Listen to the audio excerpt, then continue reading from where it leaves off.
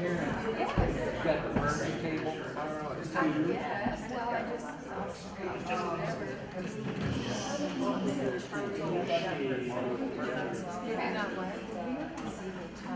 to your 21st century play experience. Please take this time to turn all phones to their utmost loudest and most obnoxious volumes and vibrations. Flash photography is not prohibited, but is discouraged, as some of our performers are prone to ungovernable rage triggered by flash photography. Please don't eat or drink during the performance, unless you are going to pass out or something due to hypoglycemia, for instance. But don't make a thing about it, okay? Because we all want a candy bar too right now. This performance uses light and special effects, including brief exposure to the void of space. Running time for this performance is between 3 and 12 hours, and there will be 2 10-minute intermissions. Please refrain from throwing objects towards people's eyes. This is good advice anytime. Now, sit back, rub your face and eyes with your hands, and enjoy, if you can, 21st Century Play.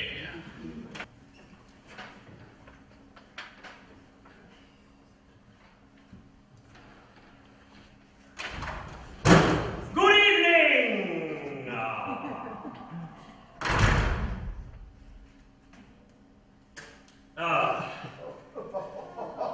To begin, I'd like to discuss my oral problems, if I may. My mouth is like that of a Komodo dragon, so fetid and disturbed, full of germs and blood and bacteria. It's probably scurvy and gingivitis and herpes simplex X. If I spit, you must forgive me. It is the only relief I can offer myself, for the briefest of nothings. This is all background. I have been given permission as a narrator of sorts to explain why we're all here. Some as paying customers, others perhaps as willing listeners. Behold these truths that must be spoken before it is all too late. Behold the thesis. 21st century theater is dead. Dead like disco. Dead like a donkey. Dead like Dostoevsky. Dead like Dick. Who is dead? Well, we'll come back to the disco. For now, understand that we are here to close the door on this cultural relic so that future generations of privileged phone zombies can pork and watch TV without having to put on anything better than shorts to go to the theater. That is gross. I'm sorry. It's even the floor. I'm really sorry. And if you're wearing shorts right now, you shouldn't feel bad just because I said that, Theater isn't an occasion anymore. It's trying to see a car wreck. Ah, look, Hamlet doesn't know his lines. He's saying something about pizza sandwich. What a laugh! Schadenfreude. But statistically speaking, none of you have actually seen Hamlet live. And those of you who have seen Hamlet live probably hated it. The people who have both seen Hamlet live and enjoyed it is a percentage so negligible as to be infinitesimal. It's not for us. We're here to feel good, you dig? Take out your phones and play with them. I don't get paid either way. Take pictures of how fabulous I look. But if you don't have a cutting-edge phone, what are you doing here? Because you should really be out there earning enough money to buy a cutting-edge phone. Because in the end, the phone that they bury you with better be able to call through 6 feet of moist earth, and oftentimes a concrete retaining layer. Tennessee Williams is dead, and he is buried someplace he did not want to be, and his ghost haunts the bars of Lower Florida to this very day. Tony Kushner did Lincoln, and he is all done. You probably don't know who Tony Kushner is, but he wrote the last legitimate play titled Angels in America, but he is now done with the wacky theater shenanigans. We're alone out here. We are flying fish at the zenith of our trajectory, soon to return to the sea, to be eaten by larger, less cultured fish. Such is the nature of the universe and of entropy. And we are not here to debate that.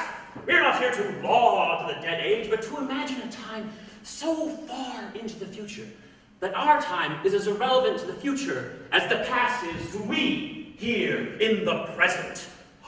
Present?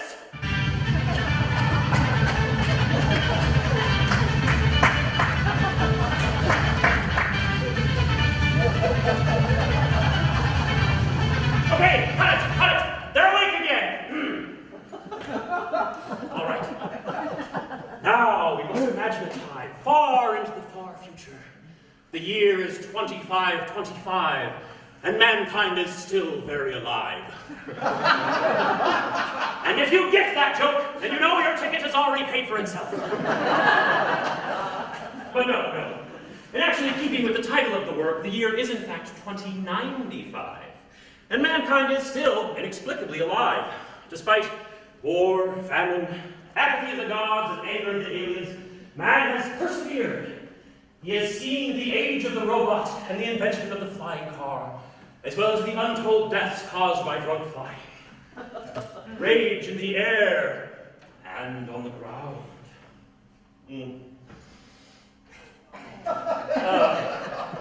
I'm sorry about that. Look, I have to assure you, I don't have anything even vaguely beautiful. Look, I don't have any Ebola or the doomsday virus or anything. You have to be assured that if I write anyone, here in the audience or on the stage, that is all part of the show. We are actors, merely acting. Anyhow, about 15,000 years ago, there were perhaps 7 artists. And they drew some animals on a cave one time, and it became all the rage in 20th century paleontology. But by the 21st century, there were roughly 7 million artists, because everybody was an artist to some larger or smaller degree. English is an art. And if you can merely write your name, that makes you an artist. Maybe not a good artist, but still. Or maybe you take an art class, and you make a pot, and it's bad. It's really bad. You would even still be an artist. Or maybe you write a play without any coherent plot or tangible characters. And maybe you write several of these plays and they never go on to be produced, and you die impoverished and alone with needed dysentery. You would still, in that case, be an artist. I'm here to tell you that everyone in this room is an artist.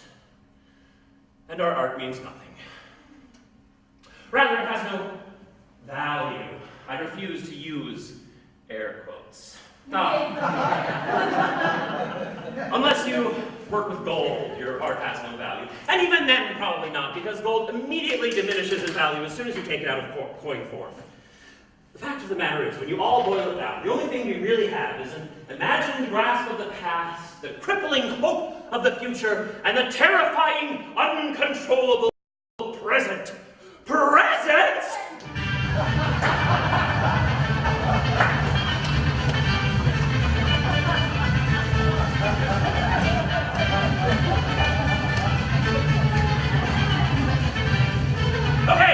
Okay, cut it! This is my show, I'm trying to set the whole thing up! Whew. So, that's basically the thesis. We're all done with theater arts here in the 21st century. There's too much other stuff to do. There's too many people making too many things, don't get any quality or value. It creates this global white noise that makes people not even a small rabbit-like hope. An artist must crucify themselves on stage, then magically escape and shoot flowers up all their body holes, just to get you to sit through 5 minutes of poetry. Even slam poetry. Especially slam poetry. So, that's roughly the thesis. But the thing is, we've got to work it out with characters and dialogue, because this is a conversation. It is a play, a dialogue in the most platonic and terrible sense of the word. You should not be enjoying this. Not if we're doing our jobs, convincing you all that theater is dead. Like the dodo. And we're going to do that by introducing you to some characters through what's traditionally referred to as the 3-act cycle. Later, we're going to send the whole train wreck into the Pulitzer Prize Committee and the New York Times Bestseller Committee. Here we are, almost through the first act, or the introduction of the first act anyway. Isn't that exciting? I'm excited. Or is it merely acting? The first act deals with an educator from the late 21st century named Dr. Leroy Brown Jenkins. Leroy has his master's degree in theater and his doctorate in theater historiography. He is supremely overqualified for his online teaching job. What Leroy doesn't know, what he couldn't know, is that he is the best theater teacher in the world. Because he is the last theater teacher in the world. He is married to one Veronica Mars. Veronica Jenkins, nay Mars. Ah. That's all you really need to know for now. I'll check back in.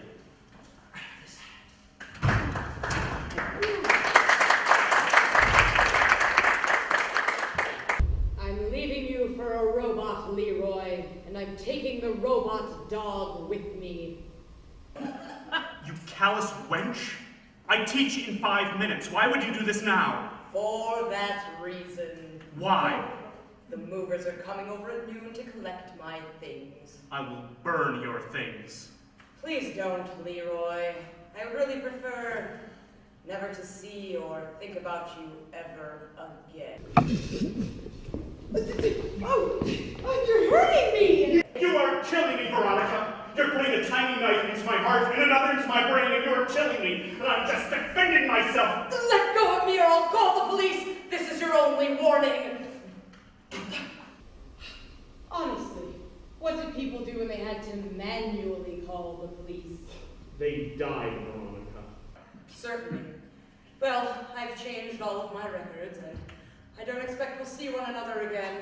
It's been an experience, Leroy. Really, an experience. Just do me one favor, one parting gift. I don't know, Leroy. What is it? Who is it? Is that what you're asking? Doesn't matter. Yes. To me it matters a great deal. Well, it really means that much to you, but you must swear not to tell anyone. A counter favor. Call it what you like.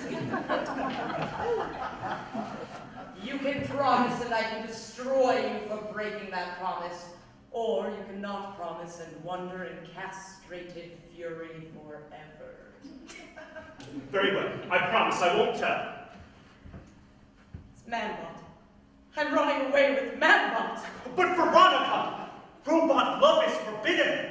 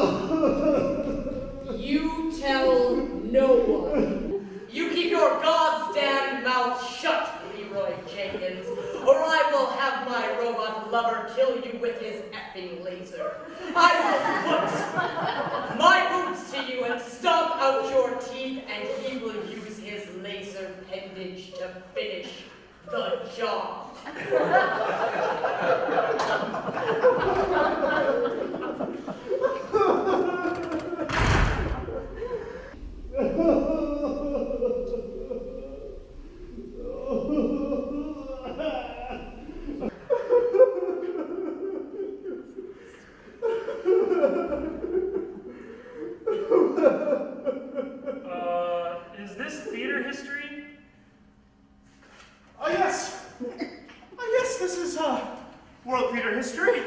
Hello. I'm sorry about that. How much of that did you see? Oh, it doesn't matter, hello.